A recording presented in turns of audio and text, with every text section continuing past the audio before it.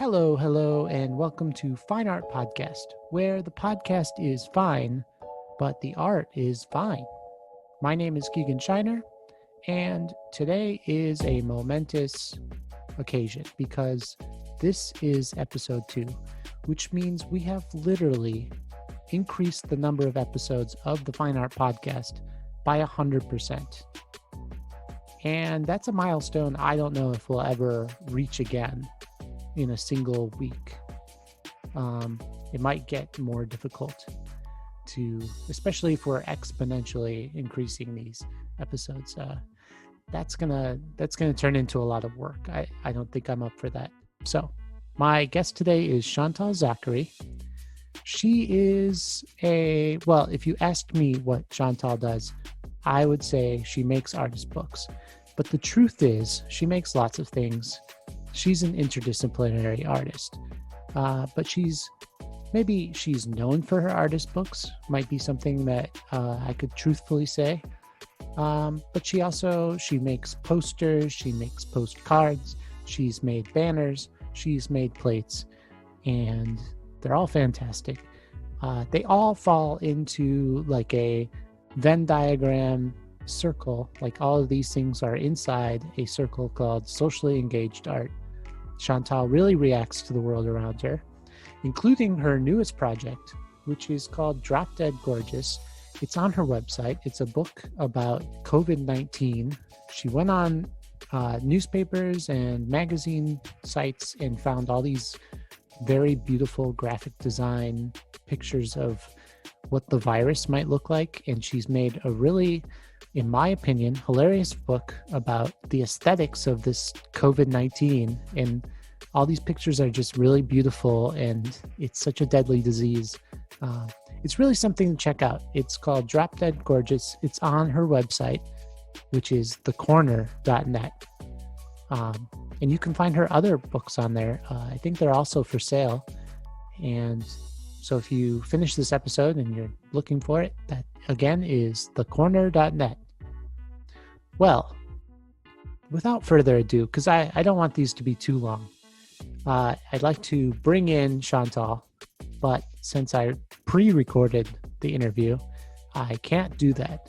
So what I'm going to do is just intro this interview a little bit. And she does have a bird, and I think the bird thought I was interviewing it because the bird talked quite a bit. The bird was like, "Hey, this is my inside the actor's studio moment. I'm a bird."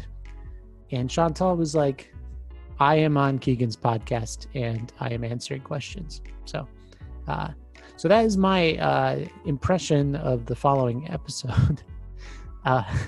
Anyway, without further ado, here is Chantal. Is that your bird? Do you have a bird? Oh my God, that's really far. I can't believe I can barely hear it. Oh yeah? No, I hear it really clearly. He is upstairs and across. Oh wow. Oh, interesting. Yeah, he's in the studio. So I'm in the dining room right now. Yeah. Okay. Shriek. So we're looking for a home for our bird. Oh yeah, you're not keeping the bird. What's the bird's name? Cinna. As in the Hunger Games. Funny. The bird had another partner because these birds do really well with partners. Yeah.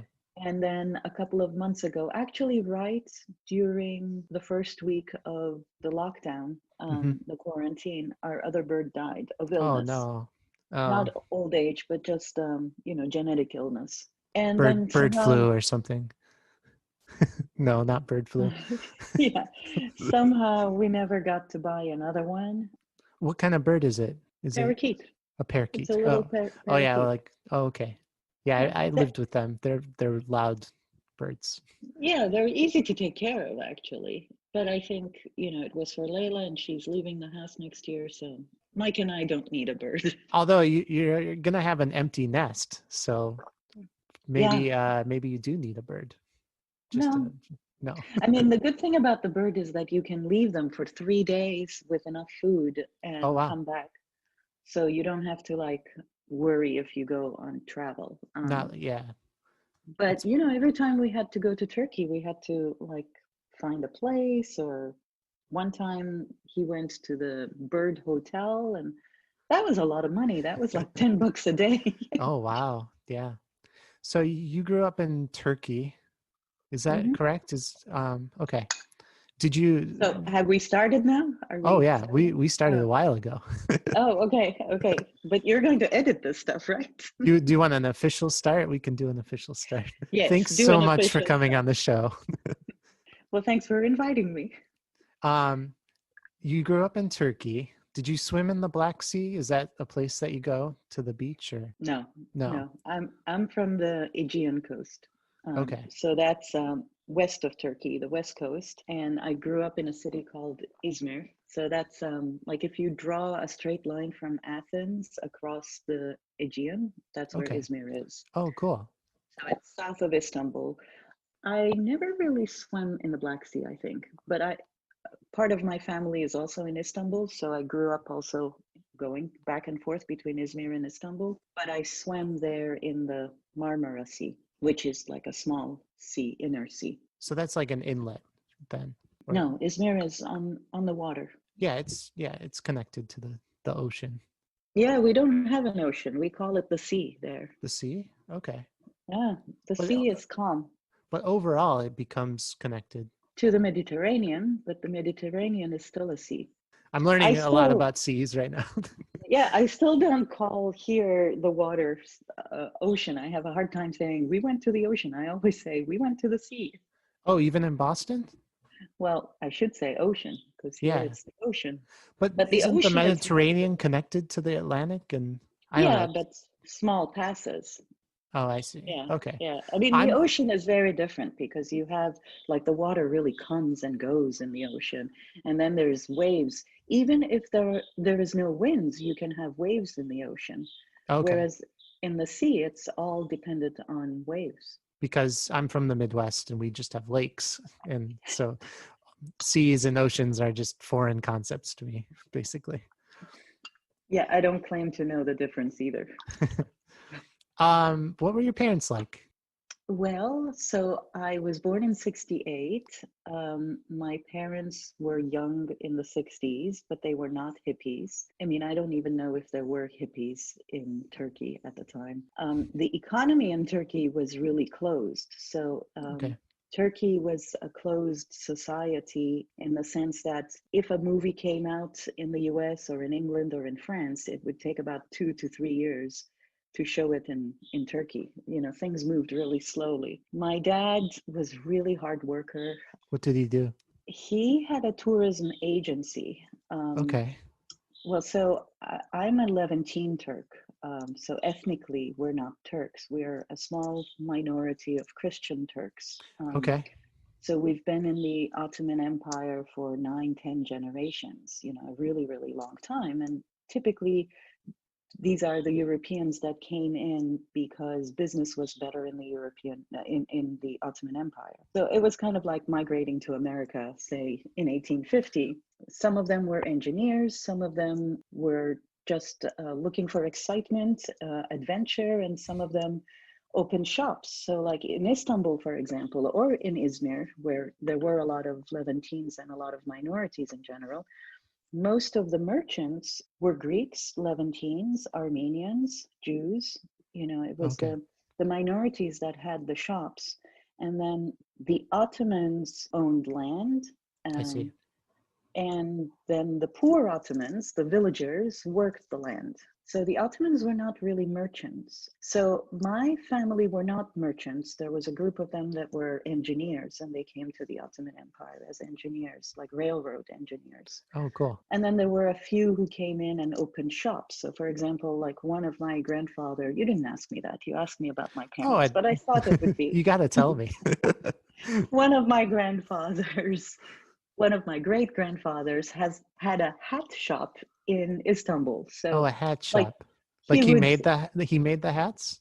yeah, or Oh, cool. import hats from Europe, you know, Oh, so cool. stuff like that, you know, toy shops. There Do you was still another have guy any that was, hats in your family? No, no, the hats didn't survive. no, that was my great grandfather. Oh, okay. So a lot of these Levantines actually lost their businesses. The Levantines were not very, very wealthy. The Jews and the Armenians had bigger businesses and they were more wealthy. Okay. So in a way, there was more racial tension towards them than the Levantines, but a lot of them lost their properties and their houses during World War One. When the British left the Ottoman Empire, for example, the Turkish Revolution took their houses and their lands. But the Levantines never had a lot of wealth. What they had was the advantage of knowing a lot of languages. So, for Oh, example, at home, we used to speak French, but my grandparents' generation would speak Greek, Italian, oh, everything. French, English. Wow. So there was, we knew, like as a community, we knew a lot of the foreign languages, and that was really useful in modern Turkey because then you could do business with Europe. And Yeah. so my dad did not even graduate from high school. He was a high school dropout. He hated high school because he went to, I don't know if that should be public. Um, I don't know if my dad's family, but he did not like being in the preschools. He was, they were very religious. They were not conservative religious, but they were fairly religious because you're a religious minority, that's your Oh, yeah. community.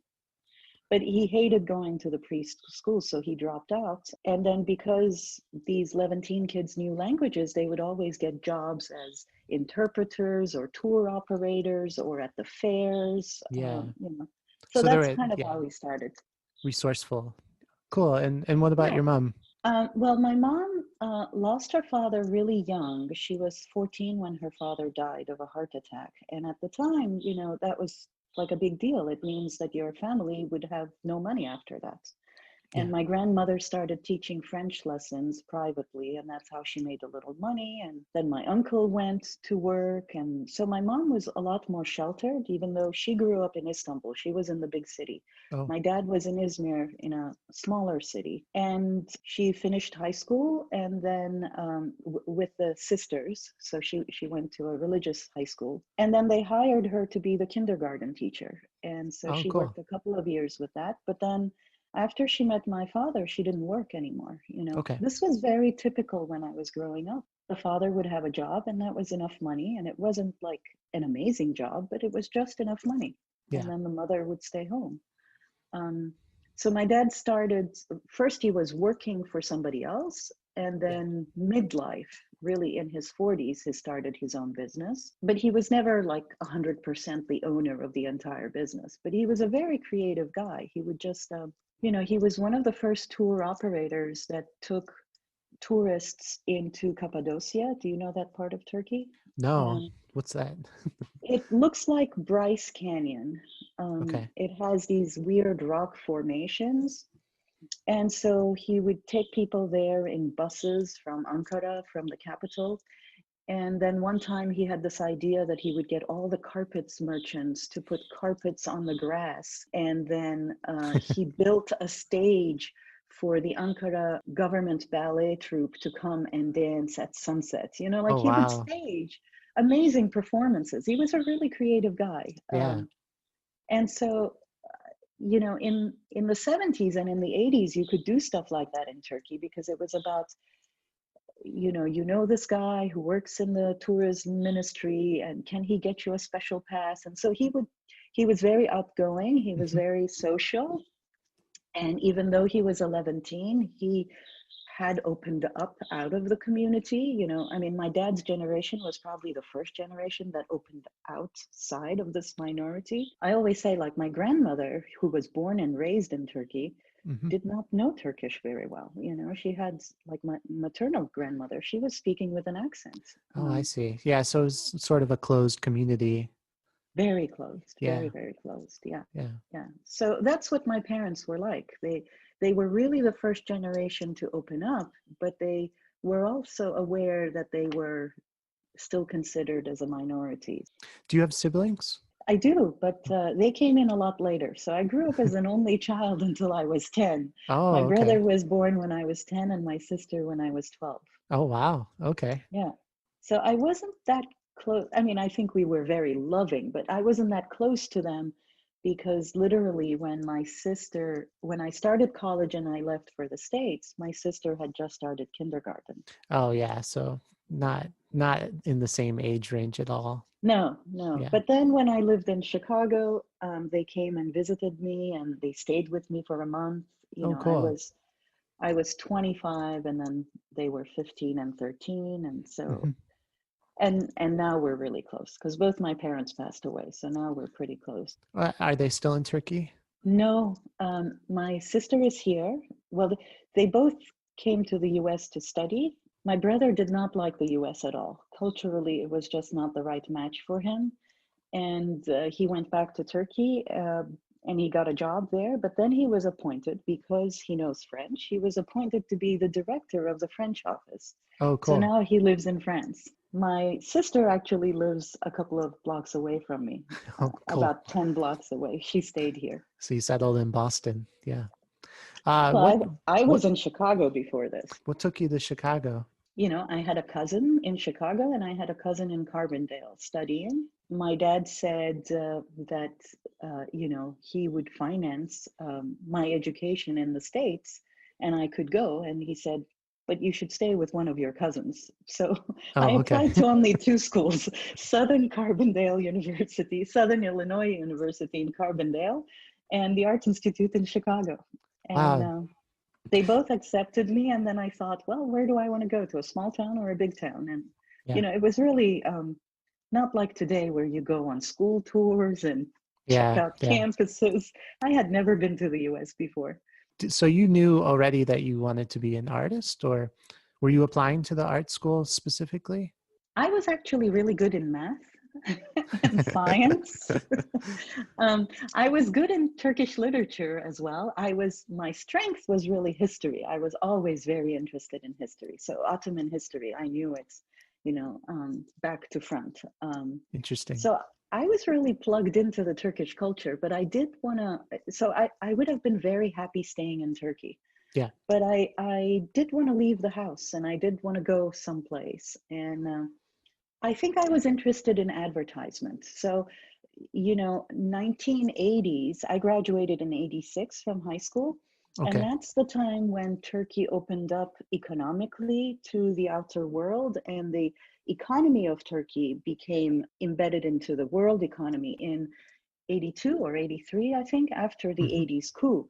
And so that's when you started seeing a lot of advertisement and a lot of, you know, luscious pictures around. I got really interested in that. And in my mind, I wanted to study advertisement. That's why I Oh, have a lot of okay. empathy to students who come to art school and says, I want to be in advertisement. You know, Yeah. I embrace them because I can see myself in them. I don't think I knew exactly what an artist was. But then you ended up at like the premier art school in the United States.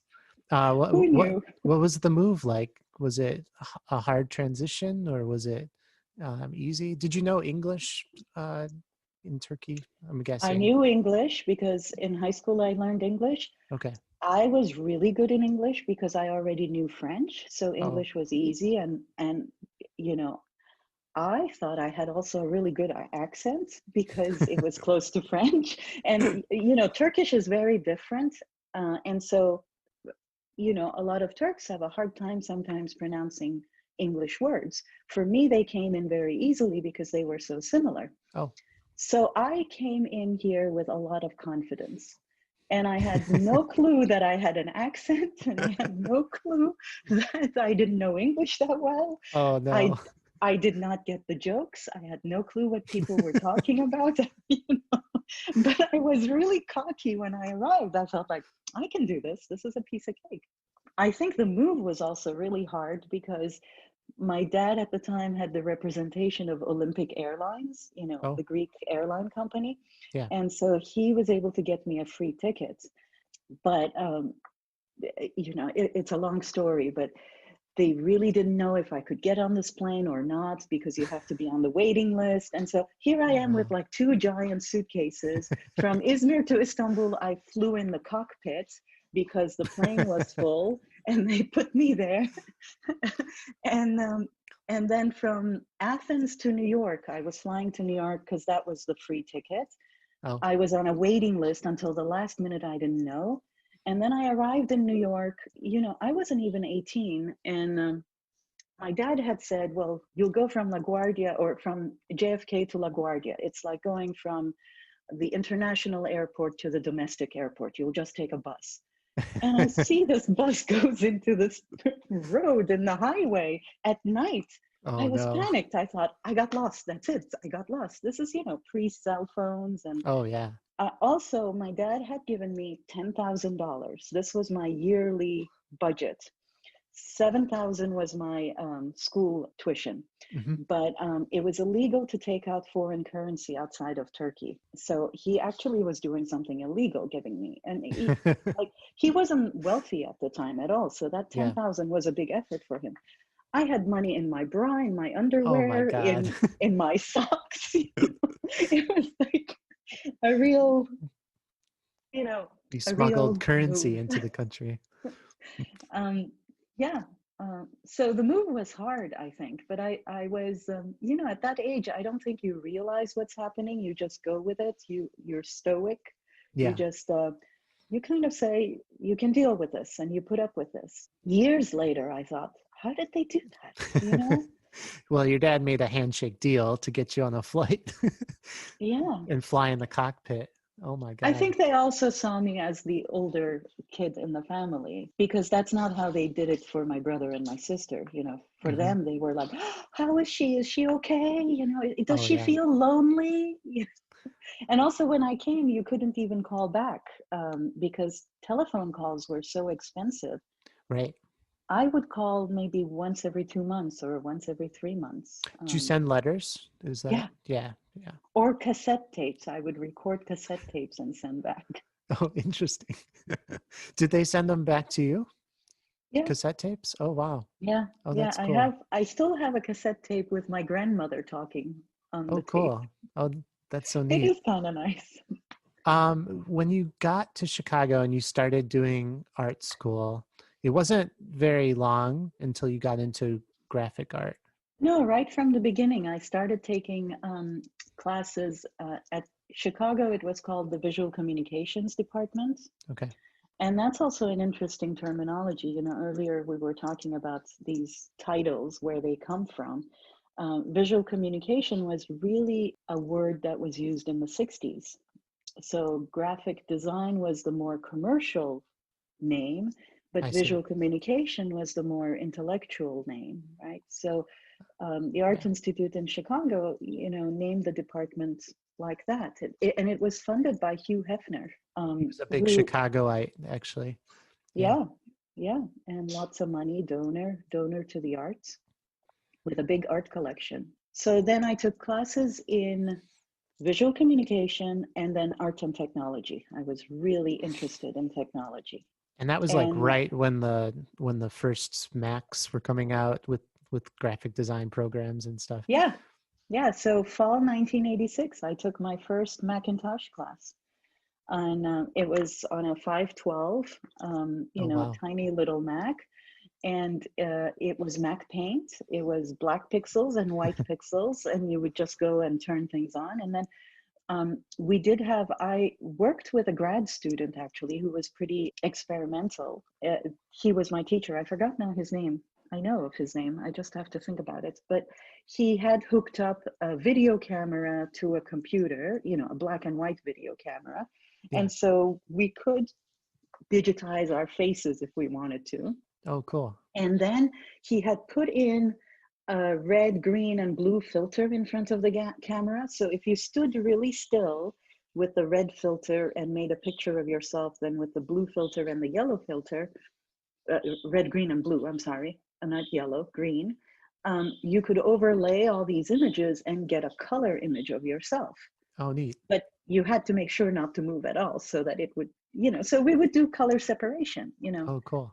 That's Yeah. why some of the stuff makes sense to me. And some of the freshmen that come in and have learned, photo editing on an iPhone, Yeah. they may not fully understand what color balancing is, but I physically saw what that meant. Yeah. Yeah. And now it's all just AI Yeah. done for Yeah. you. Yep. How did you get interested in artist books? Because it seems like you started that pretty pretty quick into your? No, that came in grad school. I Oh, okay. started making books in grad school because I had design skills and I wanted to make art, you know. And so when you have these design skills, there was no terminology for social practice at the time. You know, I Okay. would do a lot of posters for the streets, a lot of flyers for the streets. But then, really, if you wanted to do a bigger project, the most complex project as a designer you can do, I think, is a book. You Yeah. know, on paper at least. I mean, you could do websites that are, but then I got into web design as well, and I did, you know, web art, narratives on the web, and those are multiple page documents as well. Oh, oh yeah.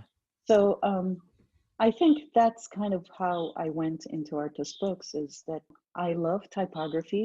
I wanted to use my typography skills, and Hmm. I was doing a lot of commercial projects. So I was making actually a good salary freelancing, but my own work, I wanted to use typography, and it made sense to make books. But I also liked the idea of a narrative and storytelling.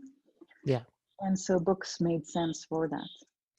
So your first book was Bill, a dime novel, and Actually, could you tell me about it? yeah, that was my graduate thesis work.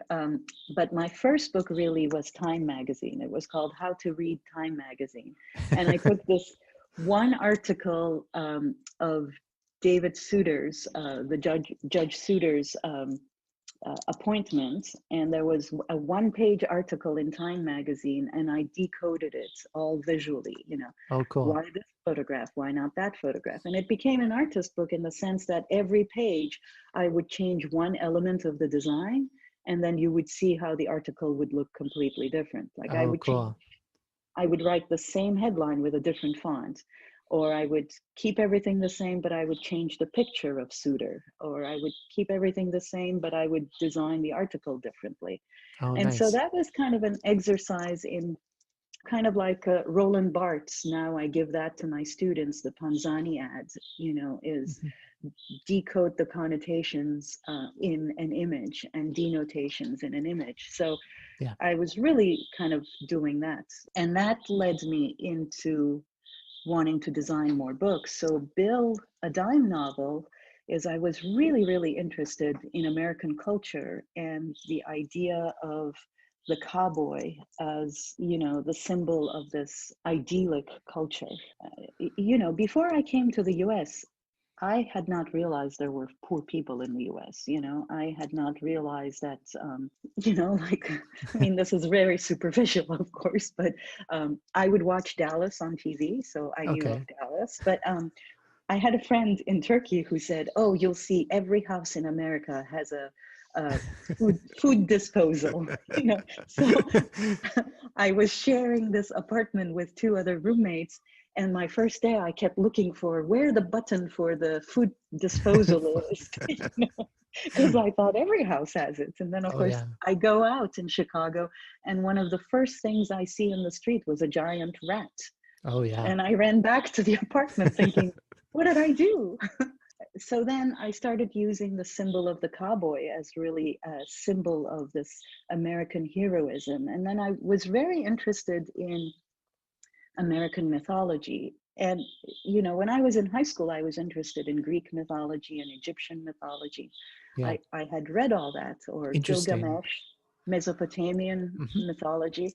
And so Bill, a dime novel, is really kind of weaving the two together, is having the American mythological text along with the text that I grew up with, the stories I grew up with. What is the American mythology? I'm wondering.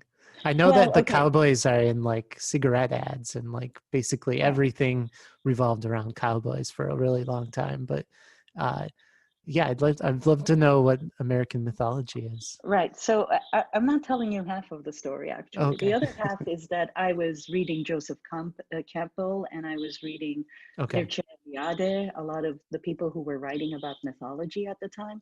Yeah. And another thing that I'm not telling you is that I was in grad school in 1990 to 1992, and that was during the Gulf War. And so I Okay. was thinking a lot about heroism, and Bush was the first Bush was president, So when you look at the images in Bill a Dime novel, you see the cowboy in these very apocalyptic places like the Iraqi oil fields that are burning. Oh, I see. Okay. And these were all computer collages. This is pre-Photoshop. Photoshop was not out yet, or at least we didn't have it at school. I was doing this all on the PC Lumina board. And, you know, they're very low resolution So images, but they're just collage. manual switches that you had to flip the gears. No, actually, it was pretty sophisticated. It was a lot more sophisticated than the first version of Photoshop Okay. because you already had layers and you could mix layers, and that's how what you would do with your paintbrush. You would pull something to the front and push others to the back Oh, and okay. mix images that way. But not a lot of pixels. I think it was like 798 or something like that. I Oh, can't remember. wow. Then you met your husband. Is Yeah. that, yeah, right around then? After grad school, Okay. I always make a point to say that because at the time, so many photographers were dating grad students that I want to say that he wasn't around when I was in grad school. Oh, that's good. He came in a year after I started teaching. He was replacing a sabbatical leave. And I had just started teaching part-time Okay. because you see, my generation, a lot of our grad students were hired to teach because the faculty didn't know computer technology. We were the ones who were playing in grad school with computer technology. Oh, cool. So it was really easy for me to get a teaching job. You know, many of us got our first teaching jobs just teaching Photoshop. And I would say, sure, I can teach it. And I didn't exactly know Photoshop, but then I knew this other software and, It was similar. Yeah. yeah, and then the software were really simple at the time. So when Mike came in, he was supposed to teach a photo class that included Photoshop. And they said, well, why don't you show him around since you know the lab? Because, you know, I was the one who had spent the most time in the lab. And then you two started, well, dating, but also collaborating. Is that right Yeah, around so then? we didn't start dating immediately, but as soon as we started dating, we were collaborating. Oh, Yeah. cool. Yeah, I mean, that was a big part of our relationship was that we were thinking similarly about art and art making. When he first met me, he did dismiss me. Oh, you do commercial arts, you know, and I always like to remind him that. That's funny. Um, So your first book with him was State of Ada. Is that no, correct? actually, the first book we did was The Turk and the Jew. Oh, okay. Yeah. And that was That's a little, it's a tiny little book, but actually, it wasn't a book. It was a website. oh, And so after his sabbatical replacement, he moved to Washington State. He got a job close to the Idaho border in Pullman. mhm. And so we were in a long distance relationship and there wasn't Zoom or Skype. So we would communicate on the internet. And then we thought it would be interesting to document that. And so we started building a website, you know, together, Okay. literally long distance. Like he would post a page and I would post a response, or I would post a page and he would post a response. And then the two pages would be parallel to each other in separate Oh, okay. windows, you In know? the old like iframe, like where the Yeah, iframe was yeah. an actual like you could see the ridge of the frame and And we would do all this with HTML coding. HTML. Yep. And it was all basically text based and Hmm. like Right, rudimentary pictures that took a long time to download. right, when you right. when you did post them, they would take a long time. Right. But we would do little animation, GIF animations and Oh, sound. cool. Oh, cool. Um, you know, it was a lot of fun and it was very experimental and it was really about communication. Yeah. And it was also a love story, you know, it had romantic aspects to it. But really, ultimately, I wanted to design a book because, you know, I like the possibilities of book design better. Like the Yeah. typography was better, you know, like you couldn't do typography on the internet and that Oh, would get right. on my nerves, or you couldn't really control everything, you know, the way you No, wanted. no. And Mike was much more open-ended. He would say, oh, this element landed on this side of the page, isn't that interesting, you know? Whereas I would be like, no, I want this to be exactly here and it doesn't Exactly. go there. The designer in you couldn't handle, Yeah, Yeah. Yeah. bugs in the code. Well, that's why we complemented each other so well, is that he really was much more open-ended and, he was looking at everything as a photograph, whereas I wanted to design and I wanted to construct. Is that website still up? It was up until a long time. And then somebody at the SMFA took the entire SMFA site down about 10 years ago, Oh, and it crashed. And I have a backup, but for it to be up now, I have to recode a lot of things. And I don't even know if I could. I would have to hire a coder. oh, But I I do see. have stills. I have stills of it. Oh, cool. Okay. And around that time, were you also working on web affairs, or did that come later? No, so that was much later. Actually, what happened was I wanted us to go to Turkey and I wanted us to kind of hang out in Turkey in a relaxed way, not for like 5 days Vacation. or 10 days. Yeah. Not vacation, but I wanted us to be able to travel and look at things and photograph things. And Oh, so cool. then we thought we should apply for a Fulbright fellowship. And we did under Mike's name because I was not American at the time. And then I told my parents, I said, I'm bringing him over. You'll get to meet him. And my dad, who was really the sweetest man on earth, he said, not under my roof. Not unless you get married. So, yeah. So 2 weeks later, I called and I said, we got married. And he hadn't really realized how easy it was to get married in America. Oh, But funny. also, I had gotten caught working illegally. And, Oh, I was doing some freelance work, and it was the University of Chicago. They called me and they said, it looks like you're not really legally working here. And I don't know if we can pay you for this work you did for us. And oh, I wow. immediately said, but I have an American boyfriend. Do you think you can pay him? Literally, like, I'm not exaggerating. And she said, sure, what's his name? We'll send him the check. And they paid Mike. So Oh, there that's were very nice. things that would never happen today. No, definitely not.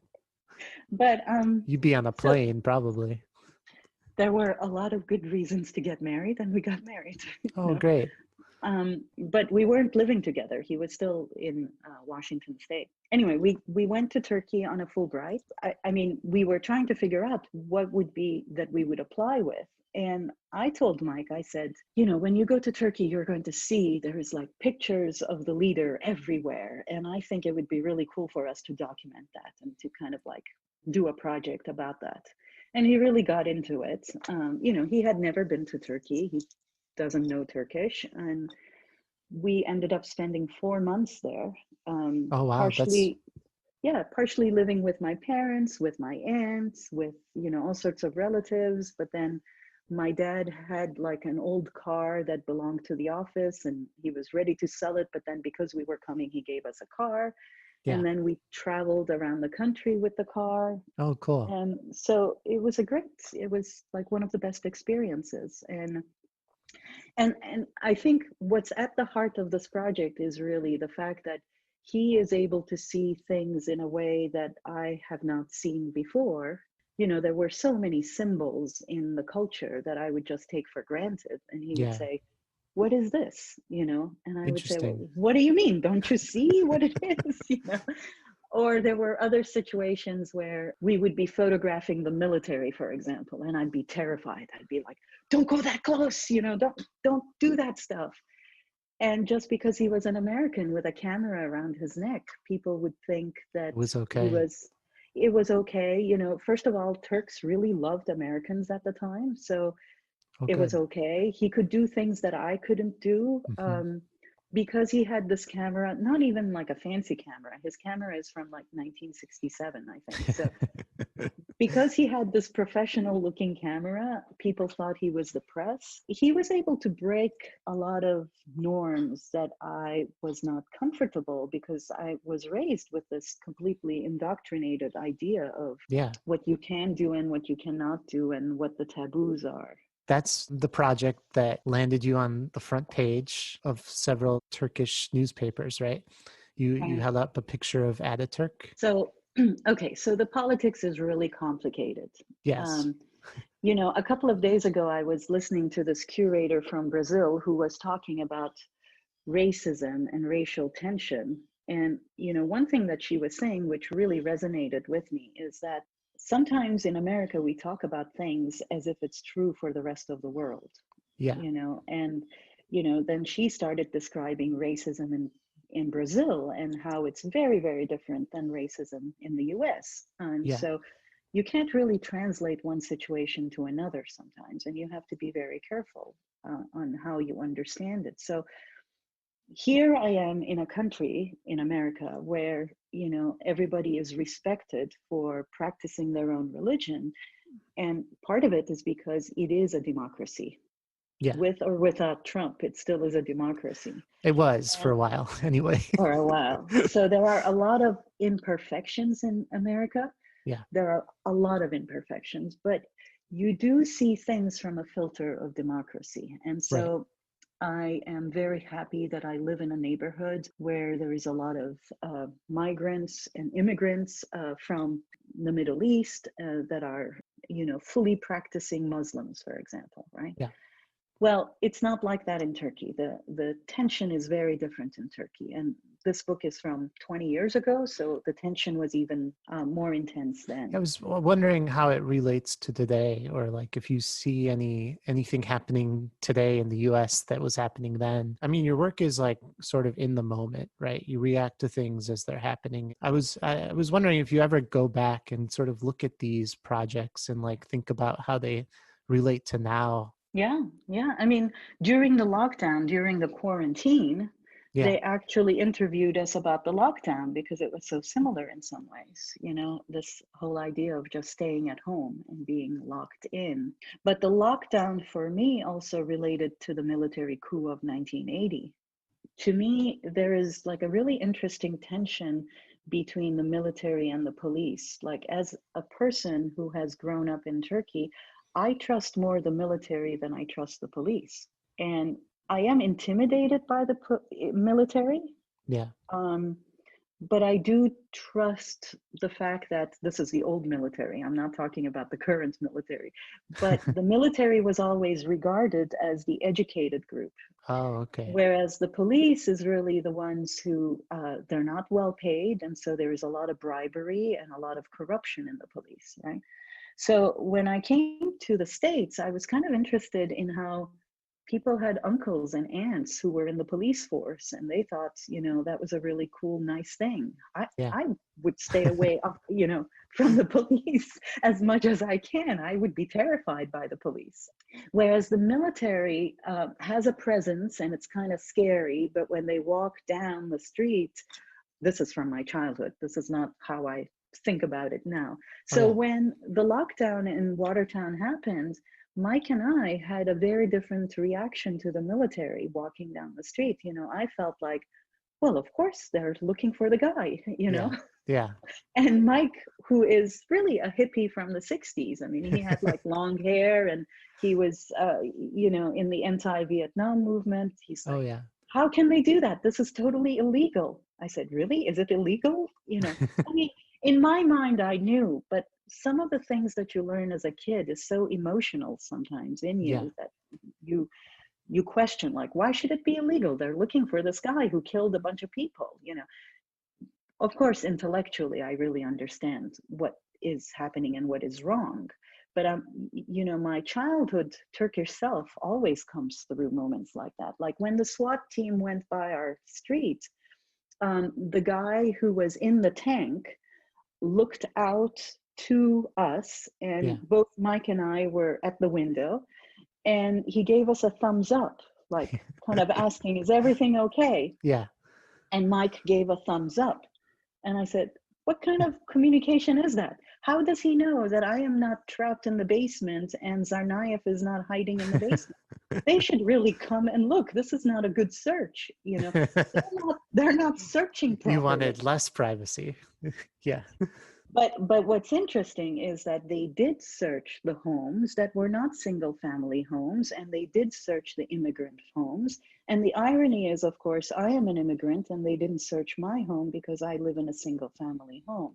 Yeah. And so, what happened is very, very layered. And the injustice here, it comes through differently than it comes in Turkey. Right. You know, Right. in Turkey they're violent, but at least they're violent to everybody. Equality. So also the difference is that in Turkey, I was a minority. Okay. Sometimes that's the other thing that's complicated. People look at me and they say, I'm a white woman, I have a French name, so I'm European descent. But my entire early part of my life, I was a minority, Yeah. and generations of my family were oppressed. And so it's a very different internalized thing that you have as a family, where you always try to stay quiet, do the right thing, Yeah. go unnoticed. So I feel that for different reasons. Yeah. And that definitely relates to now when we're all forced to be stuck inside, and Americans aren't handling it very well. Yeah, I mean, there's a lot of things happening in Turkey right now. There weren't that many cases because they went into lockdown. They said 65 and over, you cannot go out in the streets. And people obeyed, Yeah. because otherwise, the police would be right after you. And people didn't even question it. They obeyed. I'm not saying that's a good thing because that's N- how oppression starts. No, I'm But not either, but it's an interesting flip side to what we hold to be like as Americans. Like, we're so like individualism is the number one, and now it's backfiring because individualism means no thought to your neighbor and no community mindedness, and that's something that we've lost so much with like social media, the me type of society that right, we're in right now. right, um, right. The good of the bigger group.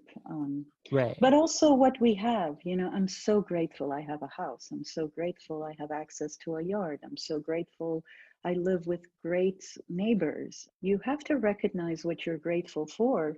I think sometimes we take a lot of things for granted.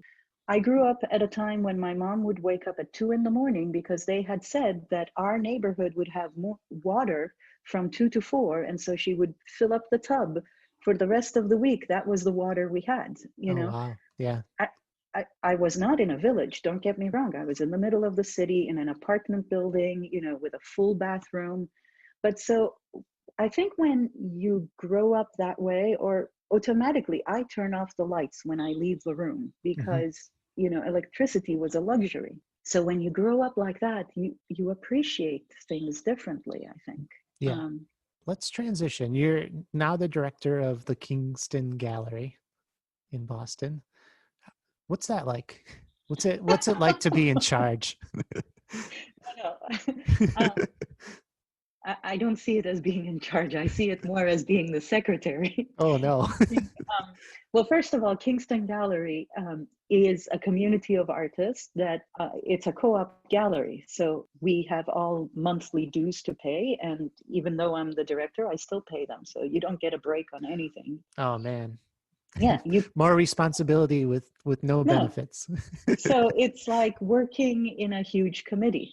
Oh We cool. have 30 members, or close to 30 members, a little more perhaps. And then there is an executive committee, and the chairs of each committee ends up on the executive committee. So I work Okay. with the executive committee, but then we have the facilities committee, the budget and finance committee, the membership committee, Oh the wow. exhibition committee. And so we're pretty well organized. And I think what attracted me to Kingston was I applied as, you have to apply to be a member. Hmm. And when I applied, it was really because they had a really great gallery space. I fell in love with the space. I thought, in SOA, I think we have one of the So better was the like art district in Boston. Yeah. in Boston, right? When you have a kid, you will see soon. You will not go to Friday night openings because A, Right. you will be really, really tired, Hmm. and B, because it's happening right when the kid has to eat and go to bed, and So for years, I didn't participate in the art, in the art activities in Boston. And now that my daughter is older, I felt like, okay, I'd like to be part of a gallery and I'd like to do more gallery based work. And so I joined the gallery, and then I had a good friend, Julie Graham, who now passed away, but she was a member of the gallery too. And then there were a few artists that I was familiar with their work and following, like Ilana Anderson, Marga Cantor. So I knew these artists. And so, I was very happy to join. I don't know if I had exactly a full understanding of what it meant to be in a co-op gallery. And it is a lot of work. And I think at the time, my responsibilities at school were lesser, Yeah. and I immediately got engaged in the running of the gallery. Oh, And, cool.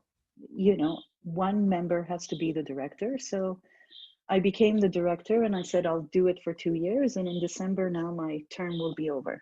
Oh, good. And has it been worth it? Yes.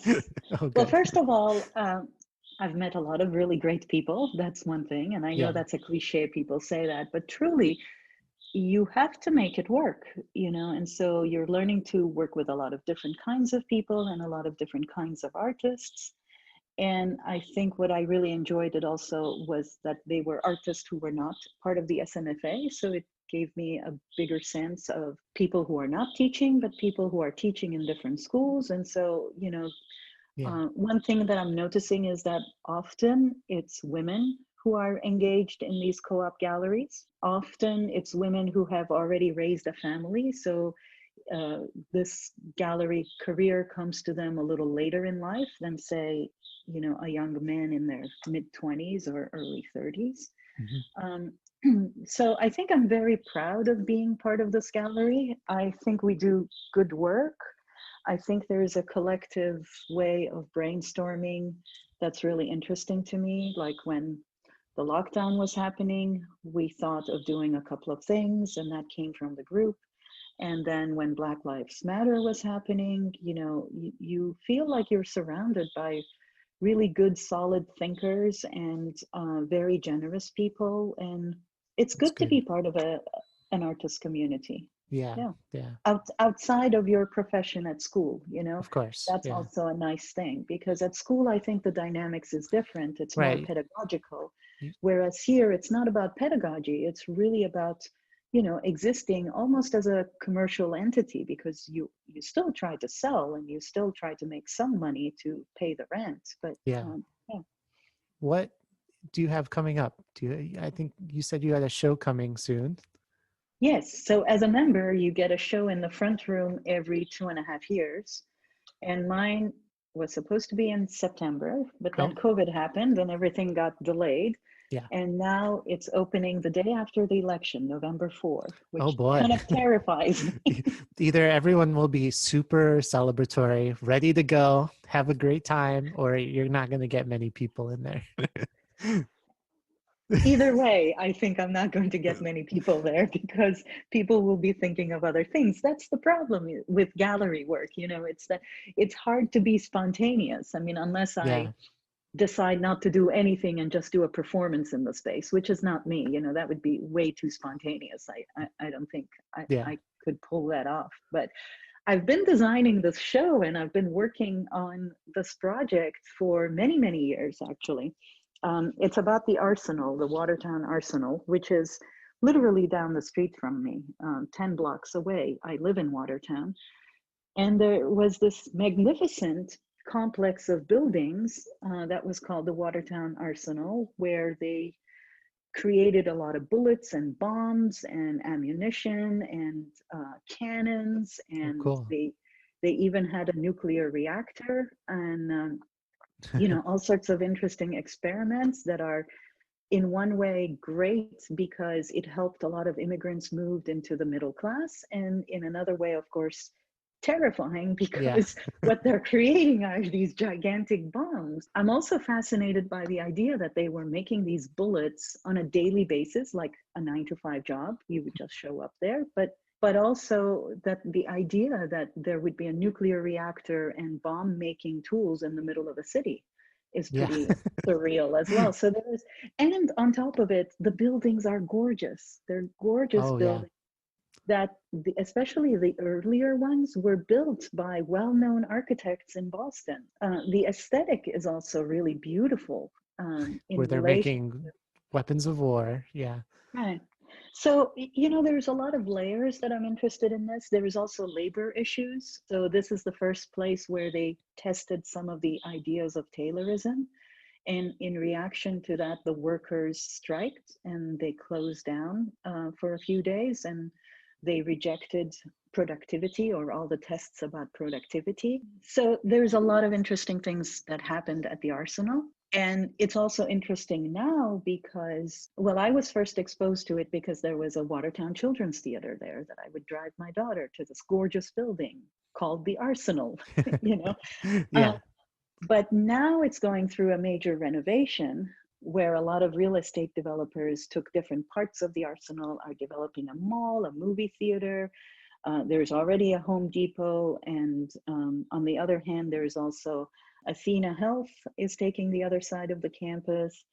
The theater is still there, the children's theater, but also there's a really good ART, Oh, cool. and theater for adults. So it's also interesting to me to see urban renovation And the how way it things are. changes going forward. Yeah. Right. And, it's not necessarily good or bad in the sense that, okay, we're not making bombs anymore and we have a theater, and which is much better. But there's also a Gap and an Old Navy and a Home Depot. And the people who are working there, are they making really a better wage than when the people worked at the Arsenal? The Arsenal was a really good employee. Like they would pay you really well, you would have a pension, and it was really a way for immigrant families to move into the middle class. So there is a lot of contradictions in here. And like in any of my projects, I don't start with a dogma. I don't like this idea that I'm going to convince people that one thing is better than the other. I'm much more interested in the complexities. The state of Ata, for example, in Turkey, I was, and Mike too, so we were really interested in the complexity of the situation. What does it Yeah. mean to be an Islamist versus a secularist? And where do I fit there? And how about my identity? Or how are these political images being used as propaganda? And, I inherently believe a lot of things are bad. Trump is bad. Yeah. But I'm not interested in making work about that. I'm much more interested in making work about the complexity of things. Yeah. Yeah. And so with the Arsenal, yeah, there are clearly bad things and good things. And just the way all that overlays, to me, reveals something about American life and the past and the present. Interesting. That's I cool. hope you're going to edit some of this thing and take out when I I'm go not on to editing explain. anything.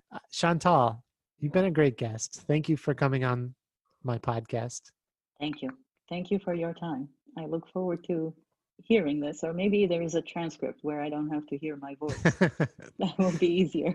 I hope everyone can make it to the Kingston Gallery. When does it open? November 5th. Day Great. after the election. Great. Yes, the Wednesday after the election. Oh, good. Okay. And then it's open until December 9. Okay. And that's in SOA in Boston. Yes, 450 Harrison. All right. Well, thank you. Thank you, Keegan. Nice to see you. Talk to you soon. Bye. Bye.